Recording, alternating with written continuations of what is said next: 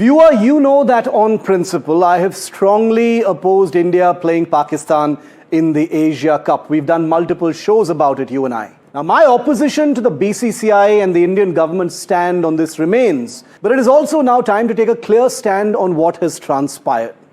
There is a noisy debate over the last 24 hours over sportsmanship, propriety, and the so-called gentleman's game in the wake of last night's final.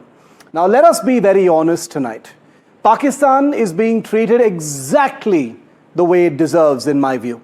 And this is not an emotional argument. This is not a real country that earns respect or the usual sober rules of engagement. Those lecturing Arshdeep for his reels, or Surya Yadav for refusing a handshake, or even the Prime Minister of India for equating the Asia Cup win with Operation Sindoor, must realize that the rules have changed when it comes to a terrorist state. Let me remind you of just 7 reasons, small reasons, why I believe Pakistan has earned every ounce of the treatment it is now crying about in the so-called gentleman's game. Number 1, the gun gesture. Remember that? A Pakistani player mocking India by converting his cricket bat into a rifle.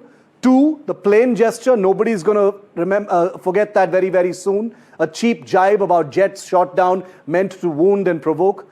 3, the 6-0 gesture by Haris Rauf.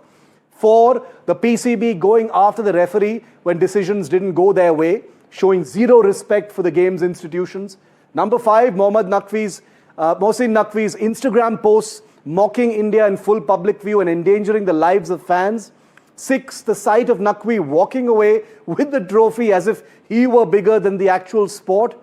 7, a Pakistani media that made a routine joke of bullets being sprayed on a cricket pitch just to shield their players from the shame of 3 serial defeats in the Asia Cup. Sure, some of you might say that India shouldn't have descended to Pakistan's level, but I argue that with Pakistan, there is no other level. This is the only level of engagement. This is not a country that understands decency or rules or propriety or the gentleman's game. This is a country that from its highest office of Field Marshal down to its youngest cricket star is filled with bile and a total lack of propriety, decency, and being a gentleman.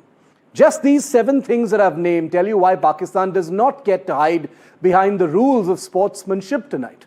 It has mocked, jeered, baited, and disrespected India on and off the field for years, so you can't distinguish any longer the real world and the cricket pitch. The treatment it is now receiving is not petulance, it is consequence. Those who are whining should stop because the rules have changed and Pakistan must finally live with what it created.